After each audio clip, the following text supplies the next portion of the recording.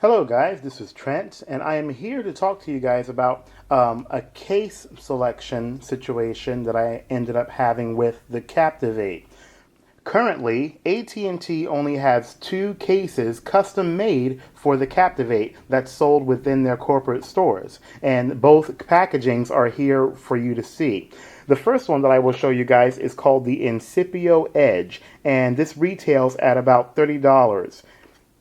The Incipio Edge is constructed of polycarbonate plastic that is clear, and it basically comes in two compartments that slide and lock into place to protect the device on the backs and the top and the bottom and the sides.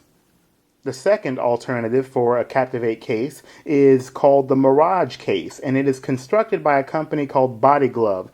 The full retail value of the Mirage case by Body Glove is about $25, so it's $5 cheaper than that of the Incipio Edge. The Body Glove Mirage case is constructed of a rubberized gel material that is made in one piece and encases the entire device like a sleeve. A huge benefit to having rubber is that it has shock absorption qualities that come in handy if the phone happens to be dropped on a hard surface. The back of the case is very interesting because it showcases two different textures. You have a glossy texture along with a matte texture, and these two blended together provide good treading that gives the phone an easier grip when it's in the palm of your hand, which is what I like in comparison to the hard shell plastic case. Now, in addition to making the phone easier to grip in your hand, it also maintains the sleek form factor of the device and doesn't allow for it to be too bulky. Okay, now that I have both cases side by side, you will see that the hard shell plastic case is, of course, a lot more substantial than that of the gel case. I must say that there are more downsides than upsides, in my opinion, for this particular model. In addition to being much more bulkier than the gel case, the plastic polycarbonate basically has a very smooth texture that can make it very detrimental in being able to have a firm grip on it in your hand. Another big problem that I had with this case was that my fingers could not reach the sliding door for the micro USB port.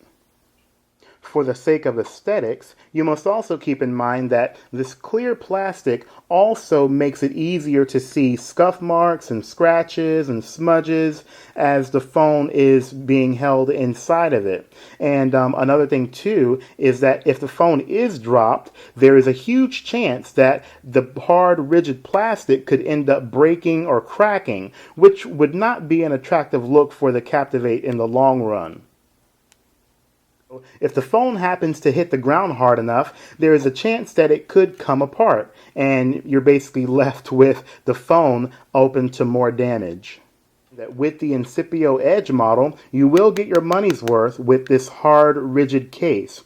But also keep in mind that taking the phone in and out of this case is not going to be an easy feat. You're really going to have to work at jimmying the phone out of it. Even though I have decided to keep the Body Glove Mirage case for my Captivate, I must also let you guys know of potential downsides to this case as well. The one thing that turns me off about rubber cases is the fact that over time, they tend to get loose and they don't fit the device like they used to. Now, for an example, I have my iPod Touch 64GB, which is housed inside of the Pixel Skin case constructed by Spec. When I first bought this, the fit was very snug and very tight, but over time, as I used it for jogging and running and what have you, it eventually got loose to the point where you can notice it as I grip it on the sides. Okay? And even the top part is very loose. So, this is the main reason why I was initially turned off by getting a rubber case for the Captivate to begin with. Another potential downside to a rubberized case is that it can attract pocket lint a lot more easily and hold on to it much longer as well. Now, despite these potential cons for the rubber case, at the end of the day, I think it's the best choice for me because it still allows the Captivate to have a sleek form factor and not be as chunky as it was on the plastic hard shell case. In addition to giving the phone a much easier grip in the palm of my hand, it also gives the phone a much more striking and modern look, and it doesn't look as corny as it would inside of this plastic polycarbonate hard shell case. Out of both cases, which one would be the best for you and your own personal needs? The rubberized gel case that comes in one piece, or the hard, rigid plastic polycarbonate model that comes in two pieces that slide together? Okay, so in the meantime, all of you guys can stay tuned for an upcoming review on the Captivate model, and until then, you guys take care and stay safe.